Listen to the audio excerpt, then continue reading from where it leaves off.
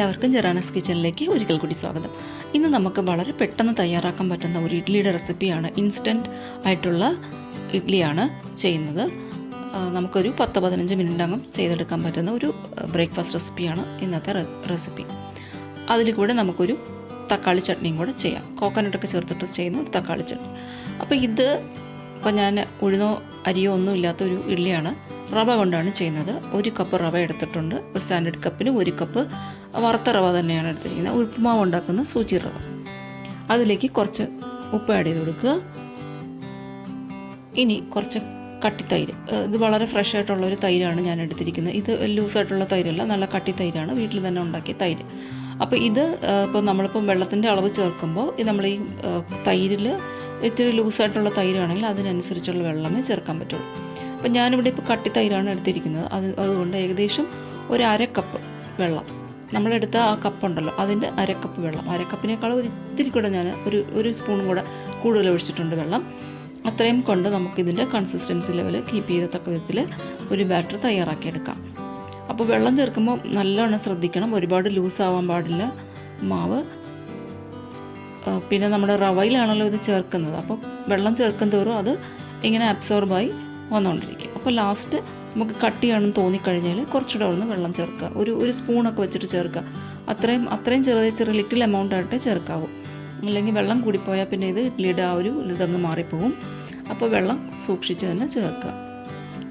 അപ്പോൾ നമുക്ക് മാവൊന്നും റെഡിയാക്കി വെച്ചിട്ടില്ല, അരച്ചിട്ടില്ല അങ്ങനെയൊക്കെ ഉണ്ടെങ്കിൽ, അല്ലെങ്കിൽ മാവ് നമ്മൾ പുറത്തുനിന്ന് വാങ്ങിക്കുന്നതാണെങ്കിൽ വാങ്ങിച്ചിട്ടില്ല, അങ്ങനെയൊക്കെ ഉള്ള ഒരു സമയത്ത് ചെയ്യാൻ പറ്റുന്ന എളുപ്പം ചെയ്യാൻ പറ്റുന്ന ഒരു ഇഡ്ഡലി റെസിപ്പിയാണ്.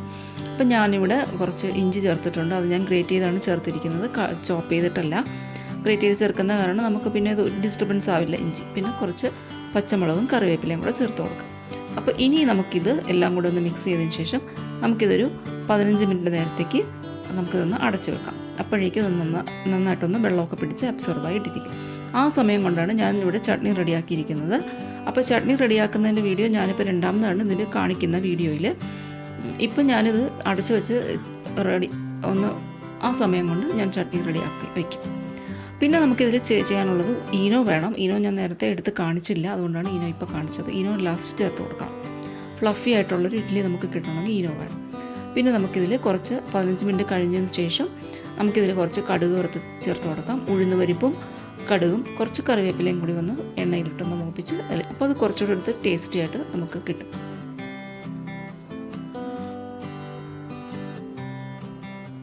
അപ്പോൾ ഇത്രയേ ഉള്ളൂ മാവ് റെഡിയാക്കുന്നതിൻ്റെ പണി.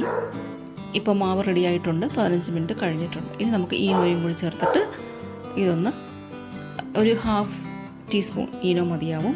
ഈനോ ഇല്ലയെന്നുണ്ടെങ്കിൽ സോഡാപ്പൊടി അല്ലെങ്കിൽ ബേക്കിംഗ് സോഡ അതൊക്കെ ചേർത്താൽ മതി. നമ്മൾ അപ്പത്തിനൊക്കെ ചേർക്കുന്ന സോഡ ഉണ്ടല്ലോ, അത് ചേർത്ത് കൊടുക്കാം.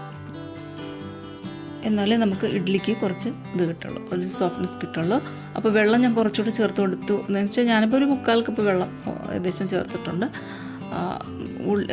റവയിൽ പിടിച്ചിരിക്കുന്നതുകൊണ്ട് കുറച്ച് കട്ടി തോന്നിയതുകൊണ്ടാണ്. അപ്പം ഞാനിപ്പോൾ ഈ ഒരു ചെറിയൊരു ചീനച്ചട്ടിയിൽ എണ്ണ ഒഴിച്ചിട്ട് ചെയ്യുവാണ് ഇഡ്ഡലി. പക്ഷേ ഞാനിപ്പോൾ ചെയ്ത ഇഡ്ഡലി കുറച്ച് ഫ്ലാറ്റായിട്ടാണ് എനിക്ക് കിട്ടിയിരിക്കുന്നത്.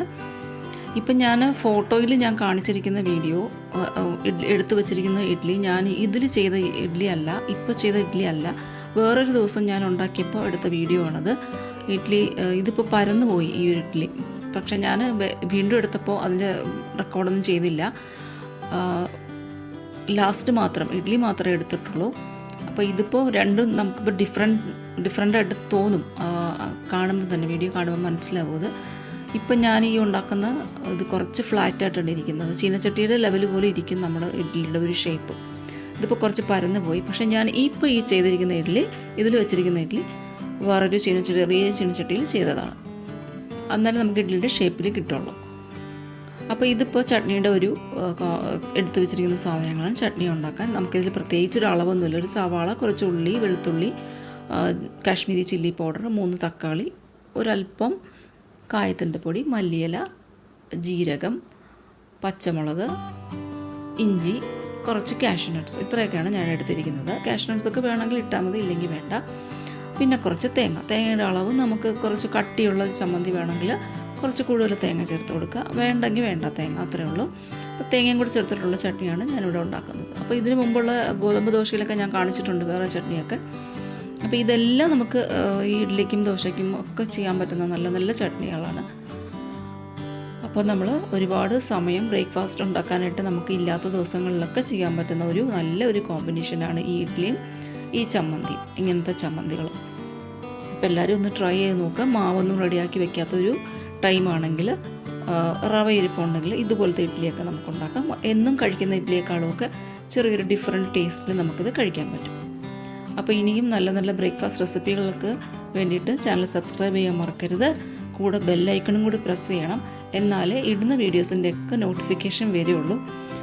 അല്ലെങ്കിൽ വെറുതെ സബ്സ്ക്രൈബ് ചെയ്താൽ നോട്ടിഫിക്കേഷൻ കിട്ടില്ല. അപ്പോൾ എല്ലാവരും അതൊന്ന് ശ്രദ്ധിക്കുക. ബെല്ലൈക്കൺ പ്രസ് ചെയ്ത് വേണം സബ്സ്ക്രൈബ് ചെയ്യാൻ. അപ്പോൾ ഇനിയും നല്ല ബ്രേക്ക്ഫാസ്റ്റ് റെസിപ്പികളാണ് വേണമെന്നാണ് എല്ലാവരും പറയുന്നത്. അപ്പം ഇനിയും കുറച്ചുകൂടെ അങ്ങോട്ട് ഞാൻ ബ്രേക്ക്ഫാസ്റ്റ് റെസിപ്പി തന്നെ ആയിരിക്കും പോസ്റ്റ് ചെയ്യുന്നത്. അപ്പം എല്ലാവരും ഒന്ന് കാണാൻ ശ്രമിക്കുക. അതുപോലെ തന്നെ ബാക്കിയുള്ളവർക്കും കൂടെ ഉപയോഗപ്പെടുമെങ്കിൽ ഈ വീഡിയോസ് ഒന്ന് ഷെയർ ചെയ്ത് കൊടുക്കുക. അപ്പോൾ കുറച്ച് കായത്തിൻ്റെ പൊടിയും കൂടി ചേർത്തിട്ട് നമുക്കിത് ജസ്റ്റ് ഒന്ന് ചൂടാക്കി എടുത്താൽ മതി. അധികമൊന്നും വേവിക്കേണ്ട. ഈ റോ ടേസ്റ്റ് ഒന്ന് മാറണം, അത്രേ ഉള്ളൂ.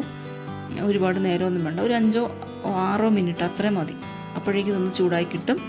എന്നിട്ട് എല്ലാം കൂടി ഒന്ന് തണുത്തതിന് ശേഷം നമുക്ക് ഇതൊന്ന് അരച്ചെടുക്കാം.